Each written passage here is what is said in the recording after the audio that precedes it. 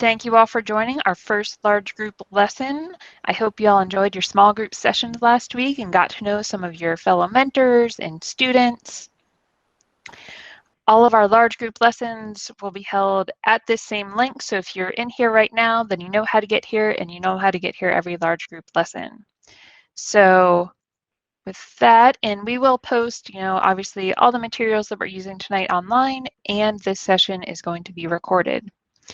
So tonight I'm just going to kind of give us all a few reminders, and then Zoo and Cody are going to talk more about the project introduction, some things we may not have covered last week, as well as the drawing to scale, and then your activity, your next coming activity.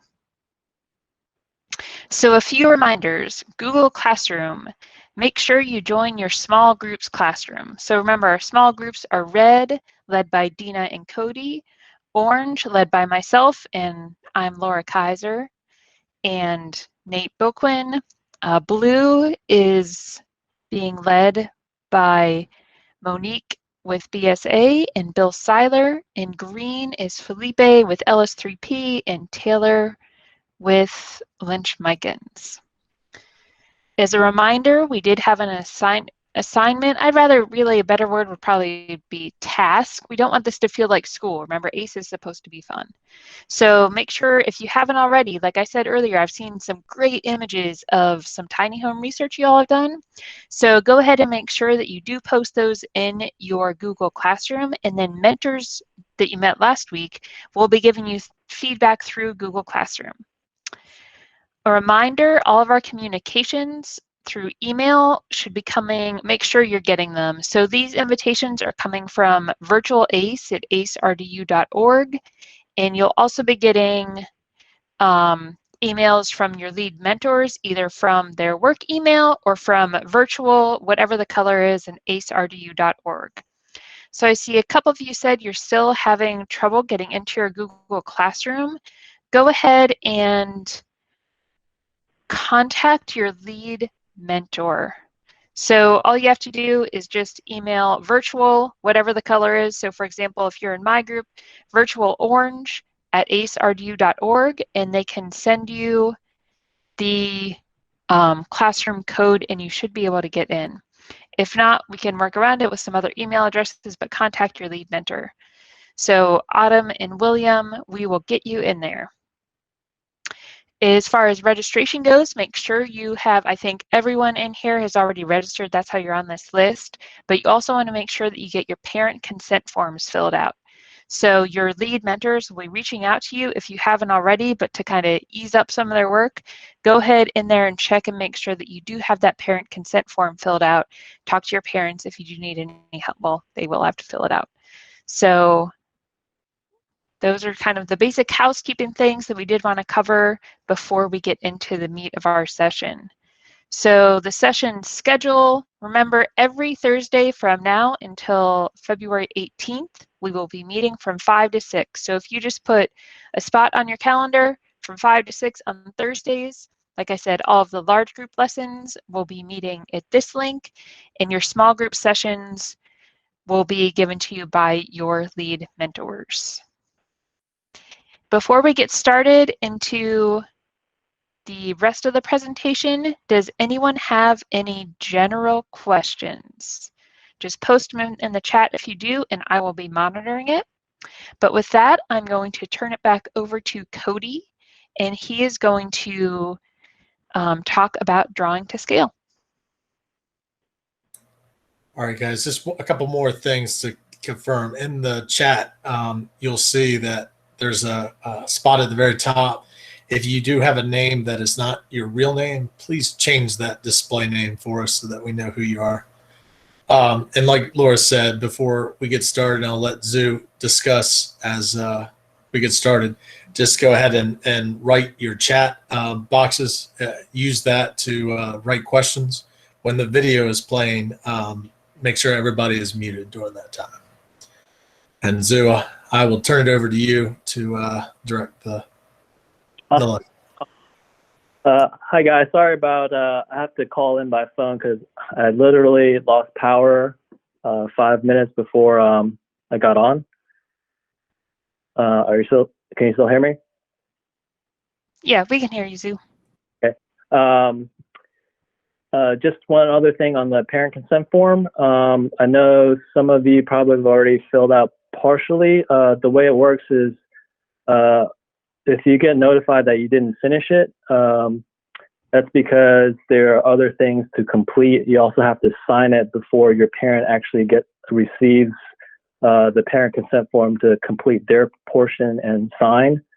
So if you get a notification from your mentor, that's the reason. You have to go back into your profile and complete the parent consent form and also sign your portion as the student. So that needs to be completed, and we want to try to get that complete within the next couple of weeks if possible. The other thing I wanted to kind of mention before we get into the lesson is that, and the students that have kind of returned and done ACE multiple years will know this. I think some of you are new to ACE, and there are some questions about, hey, I'm only interested in one of the disciplines. Well, why should I participate in some of the other activities that aren't what I'm interested in? And the reality of it is a lot of what we do in ACE, architecture, construction, engineering, are all interconnected. And a lot of the mentors here will tell you it's very rare they go through an entire day without collaborating with one of the other disciplines. And even though they, work for specific firms, and the firms are, could be from different states, it's just easier to kind of think of it as the other disciplines as like an extension of your actual team, because you're going to be working with, if you're an architect, you're going to be working with an engineer and a contractor and vice versa. So for you guys, I think it's important to go through ACE, kind of experience the whole thing, because whatever you learn in the other disciplines will only help you in the long run in your career. To be honest, I went through architecture school. I didn't have ACE in high school, and really I didn't get to learn about the contractor and engineering stuff until I was an intern on the job. I got very little of it in college. So I think for you guys, this is a great opportunity to get that experience now and understand how the entire industry works. So when you get to college, you're more well-rounded and understand the whole process. So just think about that and at least give ACE a try and go through as many of these large group and small group sessions as possible. So with that, I'm going to kind of give a little intro to what you're about to see. So we have a recording that we're going to play, and it touches upon scales. And typically when we're in person, we would hand out actual scales and kind of go through the process of how to measure things. But because it's virtual, we had to kind of improvise, and we came up with a few ways that you can print the scales at home. So if you would, Cody, if you can play that video through the Chrome tab now.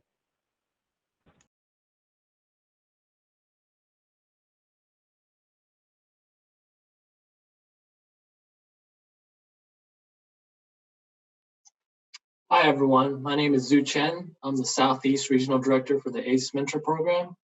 Before I joined ACE full-time, I was a licensed and practicing architect for over 15 years. And today I will be giving a lesson on scales. In particular, the architectural scale and engineering scale, using the imperial system, which is based in feet and inches.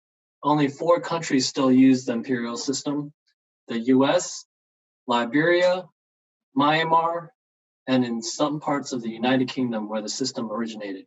Everywhere else in the world, they use the metric system. Later in the lesson, we will go into detail for each type of scale. For right now, these are the examples of what the scale rulers look like. One, you have these, which are just the plain plastic variety, and all white, and all the numbers are printed in black.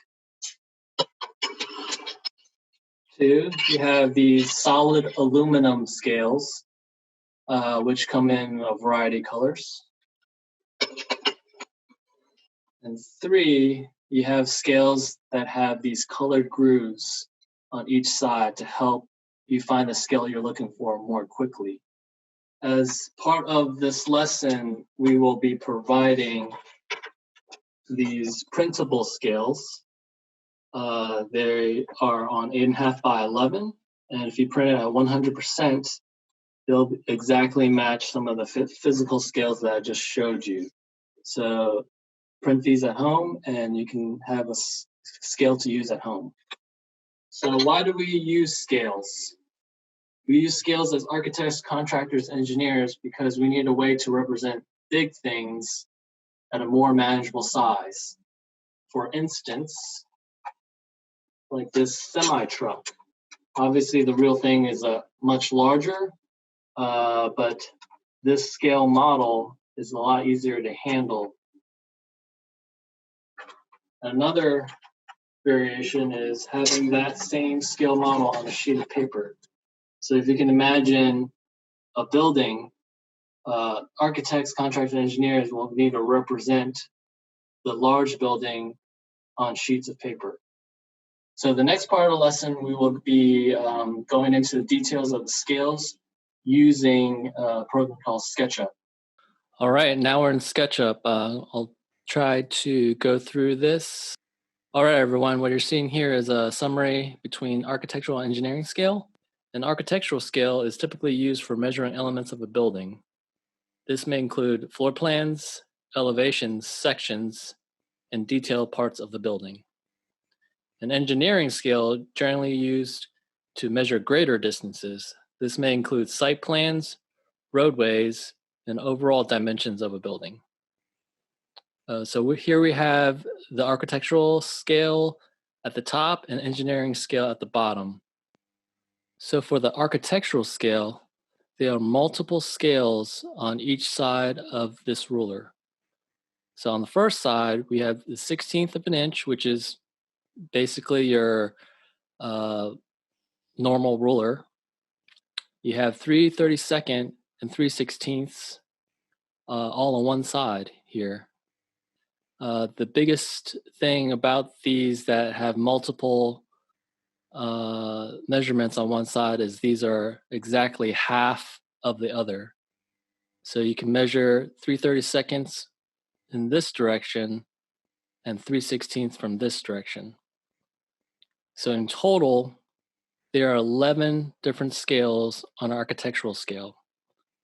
The 1/16 scale being the only one that is unique for this side of the ruler. Everywhere else, there are scales that are paired up. So for an engineering scale, everything starts with 1 inch equals from 10 feet all the way up to 60 feet. So the biggest difference for an engineering scale from architectural scale is that there is only one scale per edge. So in total, there are 6 scales to an engineering scale. Now we're going to go to the architectural scale in more detail. So right now, what you're seeing on the screen are multiple sheet sizes, 8.5 by 11 on this side. And I've also provided common sizes that are used in the industry. A full-size sheet, which is 42 by 30, and then a half-size sheet, which is 21 inches by 15 inches.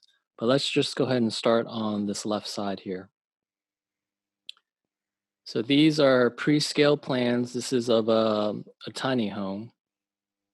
And on the left side, we have 1/8 inch equals a foot. And on the right side, we have the 1/4 inch equals a foot. So if we look at the scale here, we have 1/4 inch on this side and 1/8 inch on this side.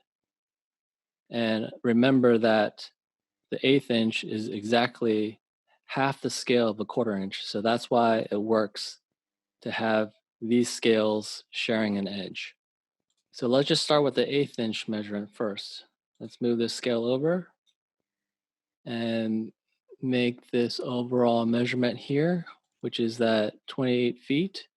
So 1/8 inch, you line the 0 up on that edge, and then you count left to right using these top numbers all the way up to 28. So we know that this is accurate. And we'll move this scale over to the 1/4 inch and do the same thing. But instead of that left side, we're gonna line it up on the 1/4 inch side, which is here. So you have to measure it from right to left. So 0 all the way to 28. So that looks correct here. So let's make the same measurements again. So in this case, it's 3/32 and 3/16. Repeat the process here. Let's take this ruler and come over to this scale drawing. Line the 0 up as best as you can. And then count from left to right all the way up to 28. So that makes sense here. And then let's move over to the 3/16 side again. Line it up to the 0 mark and count right to left this time with these bottom numbers, and it goes all the way to 28. Okay? So what happens when some of these measurements aren't whole numbers? In this case, we have a detail of a roof edge. I'll give you an example of how to measure something when it's not whole numbers. So this particular scale is 1.5 inch equals a foot. So what you do here is you want to use these marks. So right here, it's 3, 6, 9, and each of these marks are 1 inch. And so 10 5/8 is right at that location. So if you can make a little more accurate measurements using some of these hash lines beside the 0 mark, counting the opposite direction. So we talked a little bit about some common sheet sizes that architects, contractors, and engineers use. So these are the two most common ones, a full-size sheet and a half-size sheet. In this particular drawing, we have another tiny home, and the scale is 1 inch equals 1 foot. So right now, there's no dimensions on this drawing. So how do you know that this is scaled correctly?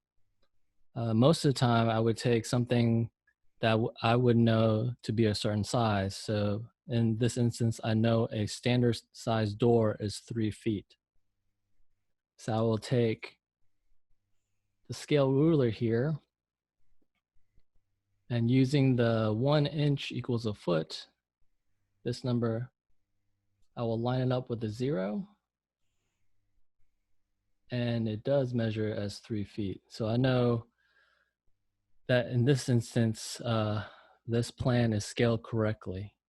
And again, these numbers to the left of 0 are to make measurements less than 1 whole unit.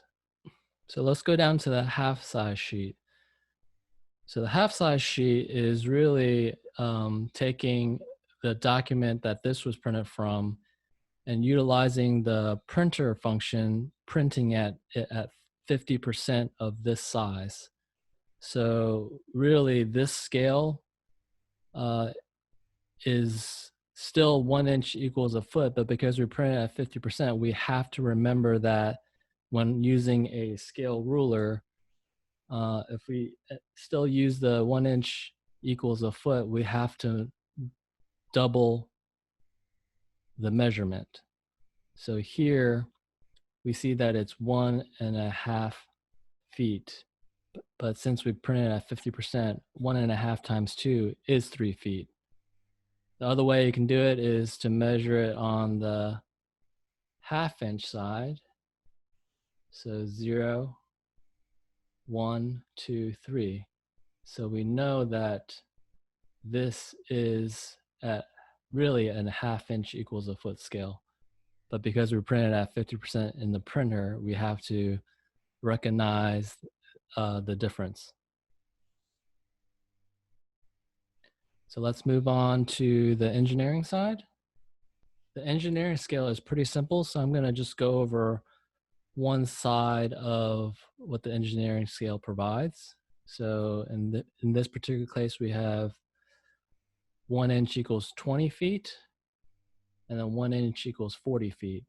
And once I show you how to do it, you can get the other sides relatively easy. So let's go ahead and take this ruler and make an overall measurement here. So you see here the scale is 1 inch equals 20 feet. So in this particular drawing, they are providing an overall size for each side of this building. So this top edge is 30 feet. And once I line it up, it is indeed 30 feet. So each of these hash marks are 1 foot increments. And let's go over to the other side, 40. So there's some dimension provided here on the road. So it looks like a 3-lane main road here, and each of these lanes are 12 feet. So I'll move this to the 0 line right here. And it looks like it measures right at 36 feet. So again, we know that this scale is correct because these line up on the 1 inch equals 40 foot side. So the next thing that I'm going to show you here is the scale templates that we're providing. You can download these on the website. One is an architectural scale that we went over, and then one is an engineering scale. So I'm going to bring up the PDF right now just to make sure you guys print these correctly. So what you're seeing is each side of the scale ruler, and this will only work if you print at the actual size or at least at 100%.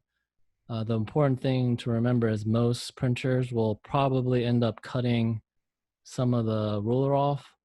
It should be only a little bit that it won't affect where your measurements are.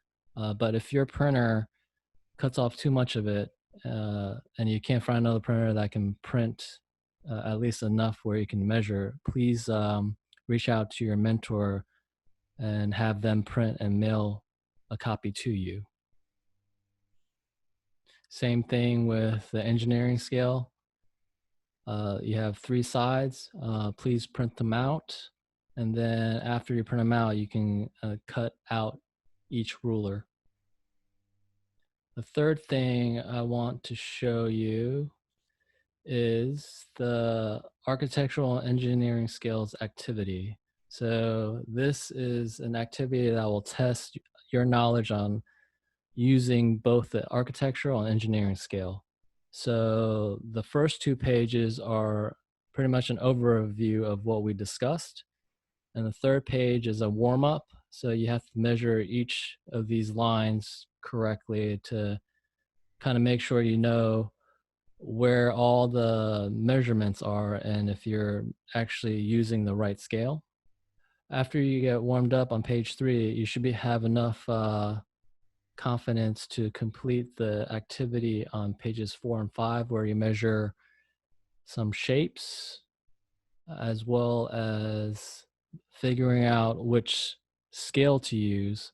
Remember that it can be an architectural scale or an engineering scale, so you might have to play around with which one you have to use. And this one, number 3, you have to figure out which scale it is based on this existing dimension at 55 feet so that you can measure the distance in between. And the rest of these, it's pretty self-explanatory. One, you're measuring the tank sizes, and then the other, you're measuring an exit access corridor. Thanks, guys. I hope everyone learned something about scales today. And if you have any questions, please reach out to your mentor. Sorry, I can't see anybody. So can you guys still hear me? Yep, sorry, I was muted there. I was saying we got a lot of thumbs up and we can still hear you, Zoo. Okay, great. So I wish I was online. I could show you more things, but if there's any questions, please still put it in the chat box. And if we can't understand what the question is through the chat, we can unmute you and you can ask some questions about reading with scales. So it looks like we've got a few comments here. Great, but confusing from Jaden and Daya. And I will agree with you all. It is really confusing at first, but if you just do the practice in those activities, it makes a lot more sense when you do it. Having someone explain to you that is one thing, and then actually doing it, I think it'll make a lot more sense. And feel free, as you're going through the activity that Zoo's going to introduce, reach out to your mentors if you're really struggling with this. This is, we want to help you. And like I said, those of you that are in drafting classes, you may have already started this, or maybe you'll be getting to it. So it'll give you a good heads up in that class, or you're already ahead. So look at it both ways. So just an important thing to know, I think most we'll be probably utilizing only 2 scales for the tiny home activity. I believe it's a 1/4 inch, and then we're using 1 scale on the engineering side for the civil activity. So even if you don't understand the scales fully as a set, as long as you understand the 2 scales that we'll be using moving forward, I think you'll be fine. The tip I have, and I know it's a little bit confusing because there's, again, multiple scales on the same side of the ruler. Just read the numbers. I think the numbers will give away how to read it. So if the 0 starts on one side, read from 0 and then see how the numbers gradually go up. So obviously left to right is you're probably used to looking at that. It's the scale that goes from right to left. So you have to read 0 and then find the next lowest number, which is either 1 or 2. And then that's how you read the scale on that side, going the opposite direction.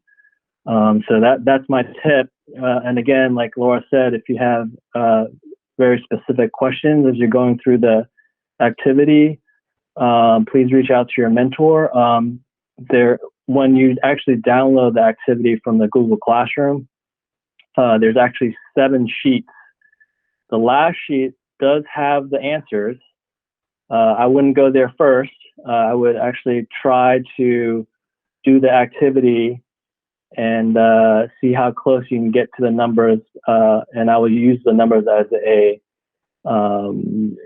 way to double check that you got the answer.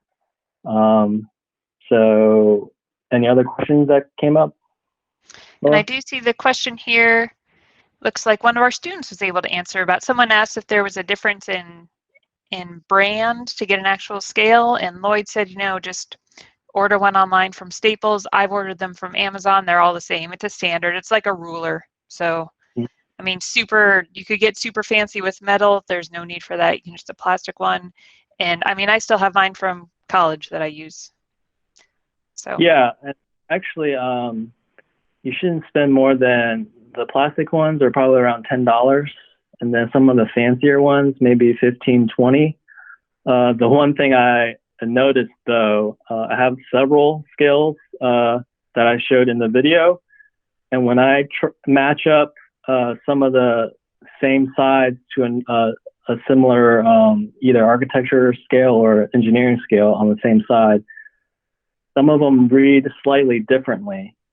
And that's because of how they either manufactured it. Some of them are just a screen print on top of the metal ruler, so it's a printing method. And then other rulers, like the white plastic ones, they're actually slightly indented and then printed.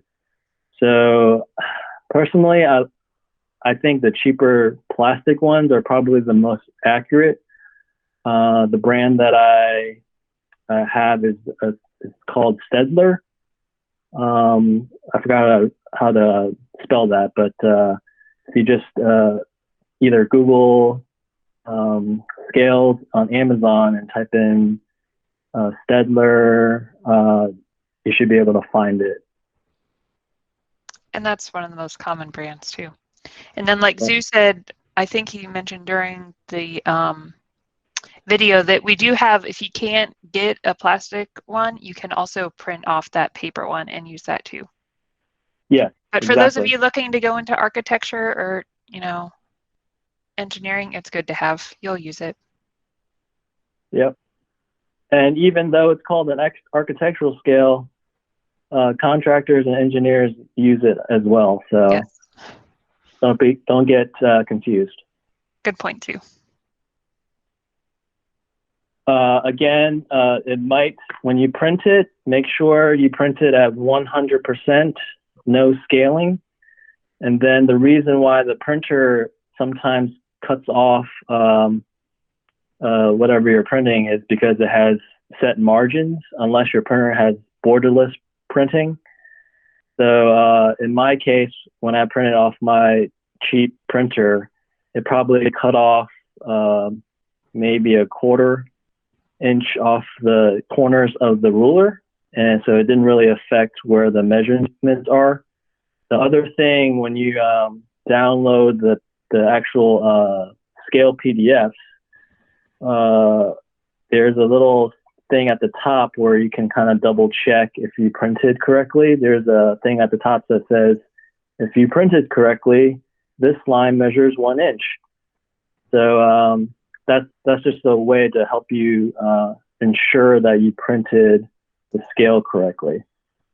Another tip, maybe if you're gonna do the printing, if you have a thicker piece of paper, you can print on thicker paper so that the ruler is more rigid to utilize. So, but I think the thin paper works pretty well as well. So, if you have a parent that works for a pretty good sized company, they probably have printers that print 11 by 14, and you could print it on that and have plenty of room too. So think of that as well. Mm-hmm. Any other questions that have come in?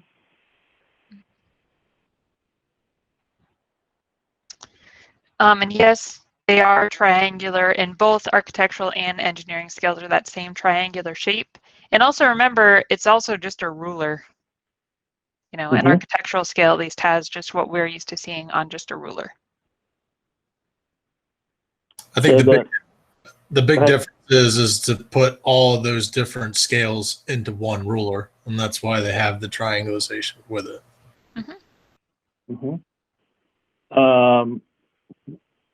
This video that you just watched was also posted in the Google Classroom assignment. So if you ever need to rewatch a portion that maybe you didn't quite understand, you can play it as many times as you need to try to solve that particular measurement. Yep. So the reason why we kind of started with the scales lesson is that all the rest of the year's curriculum activities, again, is based on a particular scale. Other than the site plan activity, everything else, the floor plan, the elevation activity, there's a framing plan activity, electrical plan, all of it is in, I believe, 1/4 inch scale. So eventually, you'll at least need to use that 1/4 inch side. I believe that's the one that's in red. when you print out the architectural scale ruler. So it's very important that you guys gain this skill, because if you go into the profession, you will be measuring things in the field. I know now, certainly now, there's more technology. There's if you go in the field, there might be contractors, architects, and engineers that carry iPads, and they're able to measure things electronically. But really, I don't see the paper format going away anytime soon. I think it's still nice to be able to kind of handle a sheet of paper and have everyone gather around and look at a particular issue or design. So understanding how to utilize a scale is going to help you kind of communicate either a distance or an idea. You'll also notice that a lot of the softwares that we'll be talking about or using, they have scales in them, typically at the bottom of the program. So it's really important, just like with any architecture, engineering, any of these, is we're building a knowledge set so that you understand where everything comes from. Mm-hmm.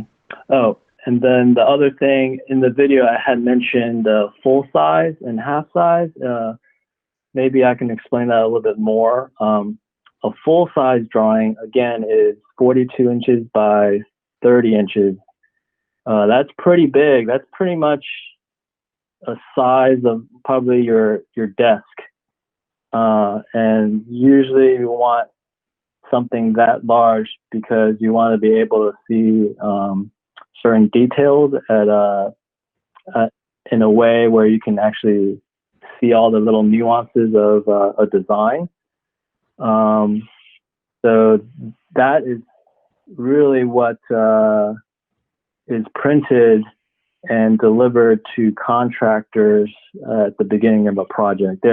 They also get a digital version as well, but a 42 by 30 full-size sheet, and we call them sets.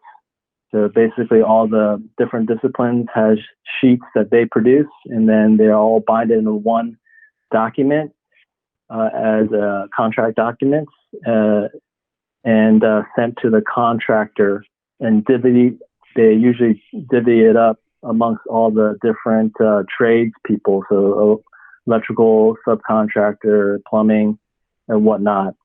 And then I talked about the half-size sheet. And usually the reason why we use half-size sheet is so that you don't have to lug around a full size, which is pretty heavy, depending on how thick the set is. So when you have a digital version of the full-size sheet, you can print it at 50%. So, taking the 42 and 30 number, it comes down to 21 and 15. So when you roll that up, it's a lot more manageable, and you can carry that around with you. If you're an architect that goes to an engineer's office, you can just pull out a half-size set instead of lugging around a full-size set. Especially when you're collaborating and trying to resolve some issues, you might not need a full-size set with you all the time. So a half-size set is just a more portable version of the full-size. And what Cody's showing here, you see that guy? He's holding, that's what Zoo was just talking about, a full-size sheet. So it's big. And then if you think about, on this tiny home project, we're going to have in the drawings that you'll be putting together, maybe like 5 sheets. Well, think of a giant architectural or a giant building, like an office tower that has hundreds of sheets. So when you think about it, it's a lot. It's really hard to handle. Right. Cody, can you go to acementortools.org?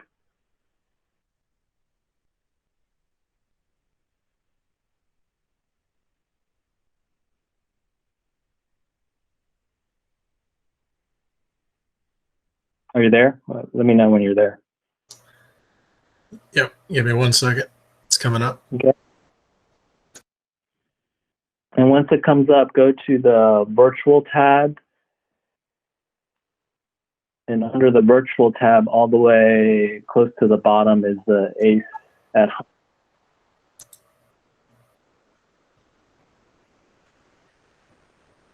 Okay. So what you guys are seeing is a collection of pre-recorded webinars.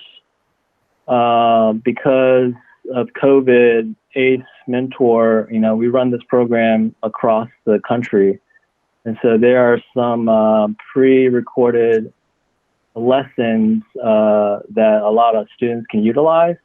Not everyone's doing the same project, so it's not like you're going to watch these videos and it's all about tiny homes. It's not. They're videos on professional practice, sustainability, and partway down is where the scales activity that you just watched.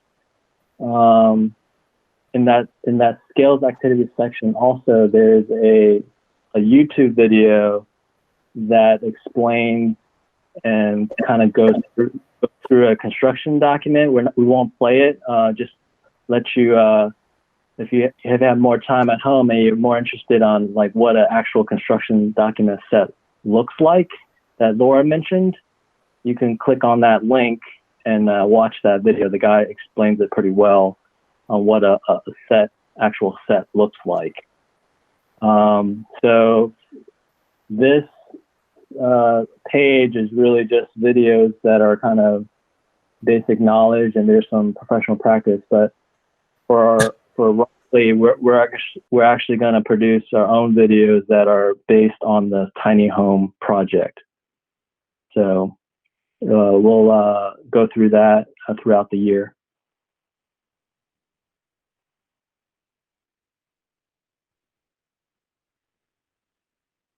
Okay. So it doesn't look like we have any additional questions. Zoo, did you, Deanna just did have a question about the site visit tour video. Yes. I think I've posted that are we going to be posting that in our Google Classrooms?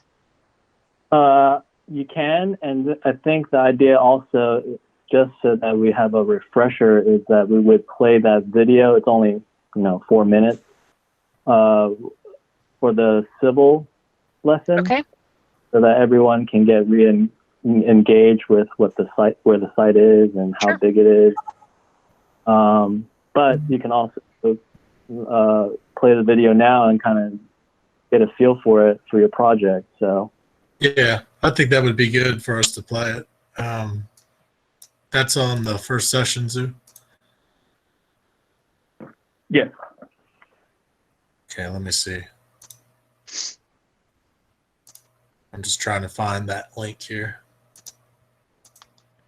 And while Cody's getting that pulled up, remember we've got our next large group lesson next week, the 15th, and Dina and her team are going to be giving a lesson on architecture.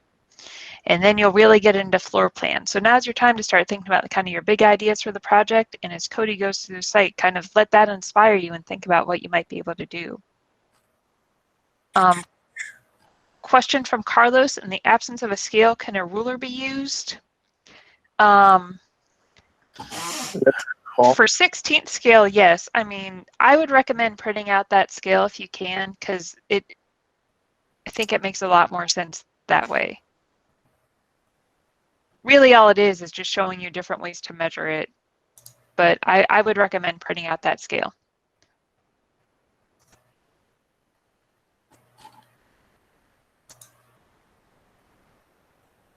Are you able to find it, Cody? I think it's the link is also on Slack, I believe. Yeah, that's what I'm trying to find.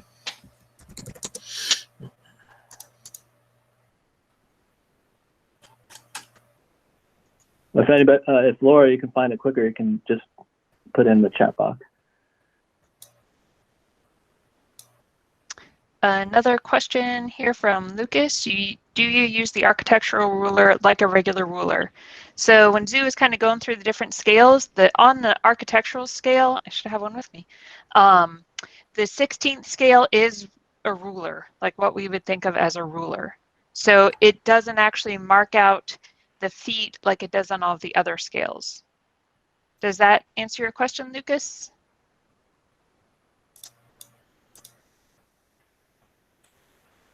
Yeah, that's Okay. a really confusing one. So basically, the 16th scale, which is your basic ruler, you have to count the hash marks manually. They don't mark out each hash mark with numbers. So each 16th inch is a foot, and the annoying part of a 16th scale is you have to count it individually. Obviously, you know every inch has 16 hashes, so at least that portion of it you can kind of multiply in your head. But beyond that, you're gonna have to kind of count the hash marks. Another question from Lloyd. Do you think scales will become obsolete in the next 10 years as drawings go digital more and more?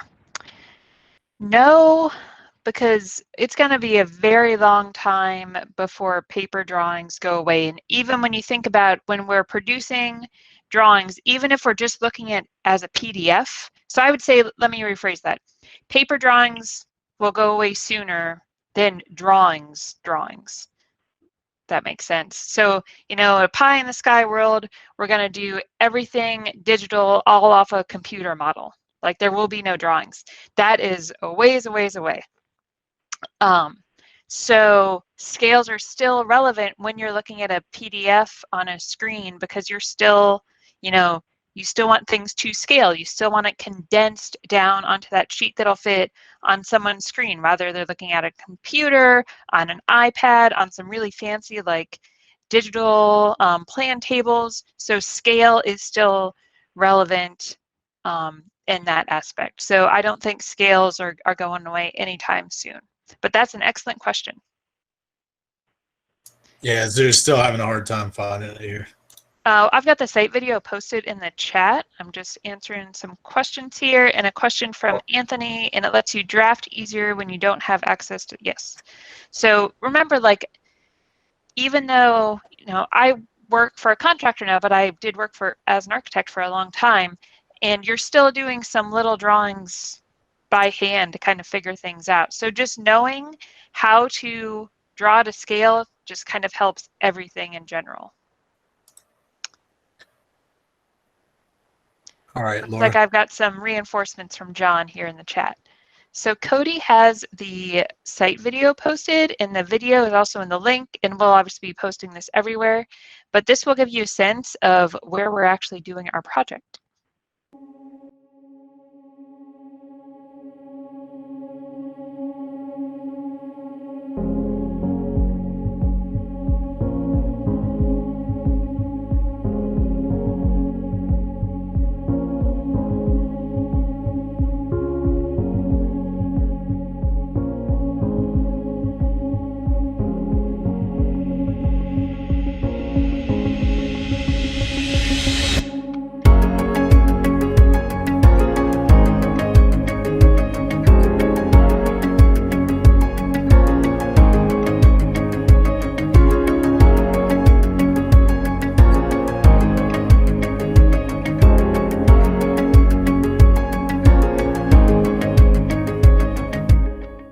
Hello students, my name is Cody Whitelock. I work for Barnhill Contracting Company here in Raleigh. I am going to take you on a tour here for the ACE RDU 2021 program, and we're going to take a look at some of the site features at Dorothea Dix. So let's go ahead and we'll start our walk to the site this year.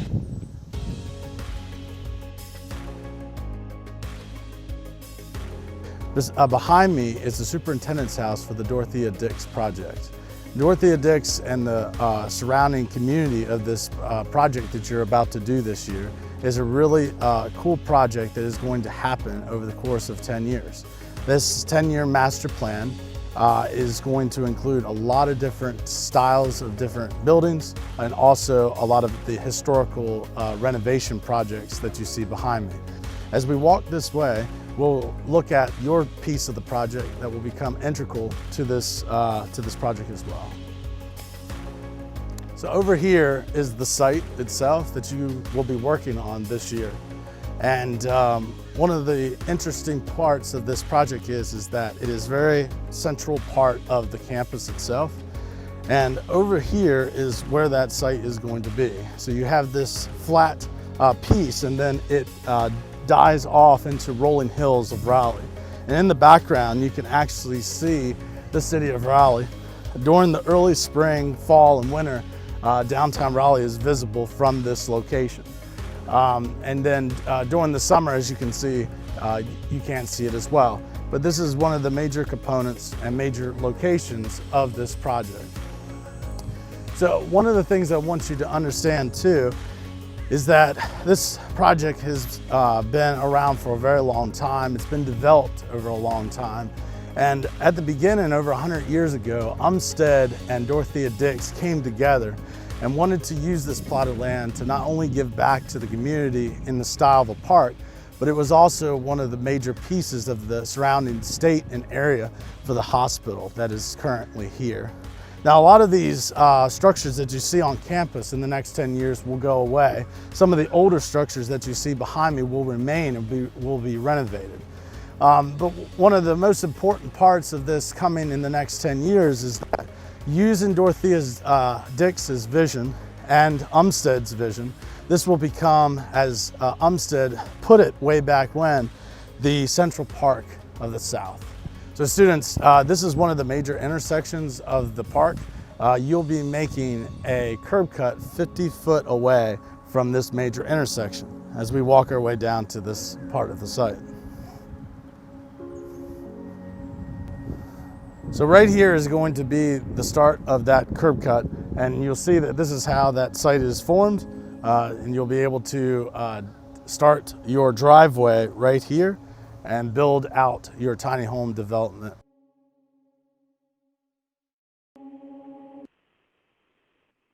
All right, if there's, we might as well answer any questions if you had questions about the site. Looks like we only had one question during that. Is that Frederick Law Olmsted? Yes. Yeah, it's the landscape architect. Yep. That's famous for Central Park.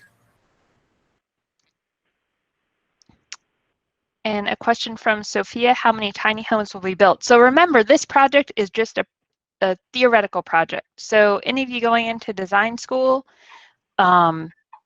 you'll be given a project that is never actually going to be built, but it just gives you the chance to, and the cool thing about that is you can go crazy. Like, this is just a theoretical project and you can really explore different options and get super creative.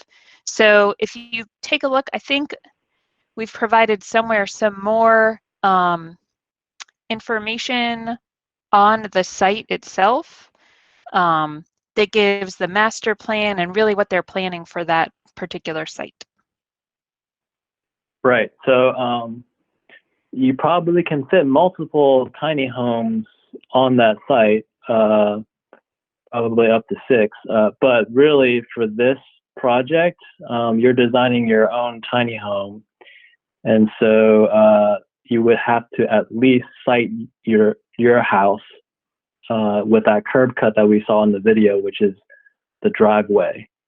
Remember that Cody in the video mentioned that it starts to drop off at a certain point. So the usable amount of space is probably definitely not as big as the whole entire site. When we get to the civil activity, you'll see where the grading, basically how level the grade is for that area. So you're going to have to look at that. And if you want to build it farther where it starts to drop off, you're going to have to do some changes to the grading in order for that to work. So you got to keep that in mind. The the tiny home itself, Cody also mentioned the superintendent's house, but that's going to be renovated. And so the idea is that when that existing building is going to be renovated, the superintendent will be living and working with her family in the tiny home. So that's kind of the premise of the project. And we've got 3 minutes left here, so just a few more quick questions. First How about question. how about explaining a curb cut to them? Let's wait and do that during the site portion. I think that's a bit more applicable then. Yeah. And then just shown on the screen here is just a Google Earth part of where the project is. Here's the superintendent's house that I was referring to with Zoo. And if I zoom in here, you'll get that kind of a rolling down into that area. Sorry about that. Okay. And the question we do have here is the height limit on the tiny home. I know we've discussed this. I don't think we've actually put it down in writing yet. It is when you get to the elevation activity, you'll find out what the height is. Yep. And then as far as regulations, we'll be talking about that later too. Also questions of how are we doing plumbing and electrical, and we'll be covering that in a future lesson as well. But when you're, we had this first assignment is tiny home research. Do some research on how those systems do work in terms of if it is movable, how you hook it up and then unhook it. And I hope that answers your questions, Julian and Beckett.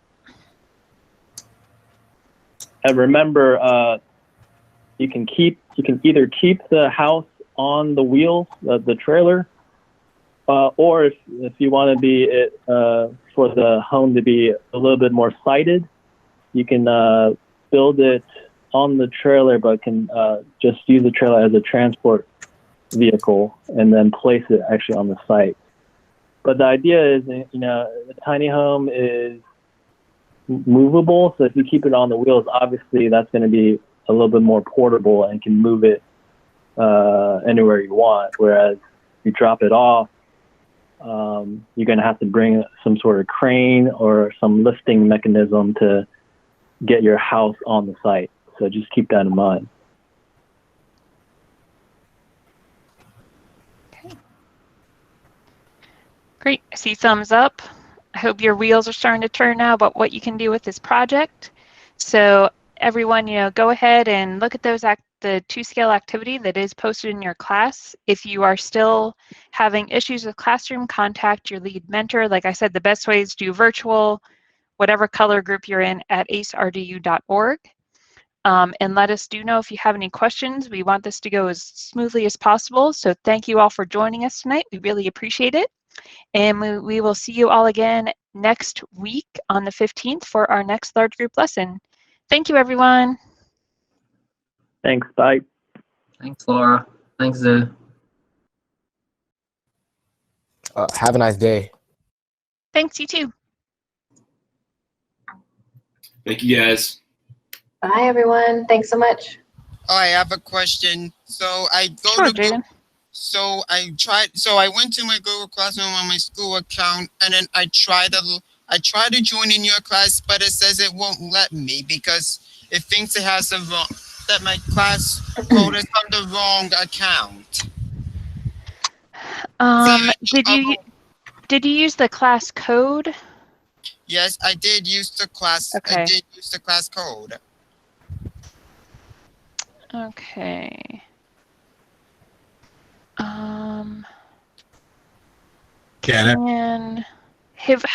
Has anyone else on here used the code successfully with a Wake County Public Schools? Should have asked before everyone got off.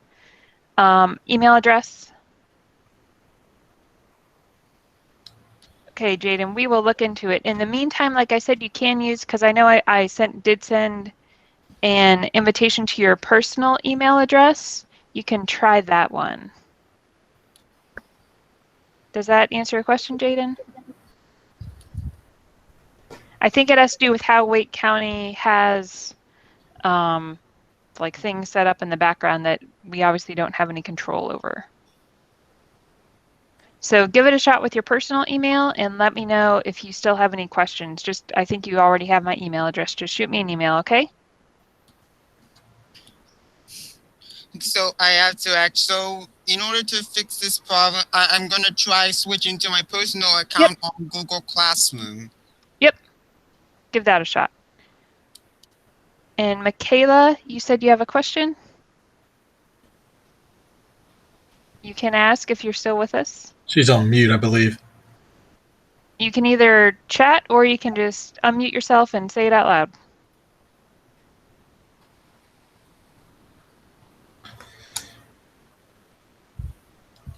It works with my personal account. Okay, well, there we go. Question from Michaela. What do you mean by do you mean like, might be easier if you talk if you're able? About so when you'll really start, if you mean by kind of drawing out by hand to scale like Zoo was talking about in the floor plan activity, which will be coming after next week's lesson, you'll actually start to be sketching out your floor plan ideas by hand, if that's what you're talking about. And it's never too early to also just start drawing diagrams. If you have some ideas of like what spaces might go next to each other, just making notes, drawing just kind of big bubbles and trying to think about how everything might work, that works too. Does that answer your question? Yes, I was just wondering about like how we're gonna like draw the because I like to like draw it out first, like plan it out. So like I take it from my brain and then put it on the paper. So I look at the picture and then like I take like the parts of the buildings that I like to have. Like I was thinking that because it's small, instead of having multiple bedrooms, I saw the constant idea of having like mini stairs in the house and then like the bed is on top. So I was thinking that I can do it like long ways, like rectangle or like triangle shaped, and then have on one side the 2 beds, because I could put staircase and then flat surface for like a room on top, and then use the bottom place for a room too also, or I could use it as a living room. And then I could put on the other side the kitchen area. You know what I would do is right now I would just start, and it doesn't have to be to scale. Just grab a sheet of like scrap paper. I think Bob's agreeing with me because I see him smiling, and just sketch out what you just talked about. It doesn't have to be anything fancy, like just really rough lines of just draw it out exactly like you said. And that'll give you a good head start when we get to the actual floor plan. Okay, thank you. You're welcome. Thanks for joining us. Have a good Bye. one. Yep, you too.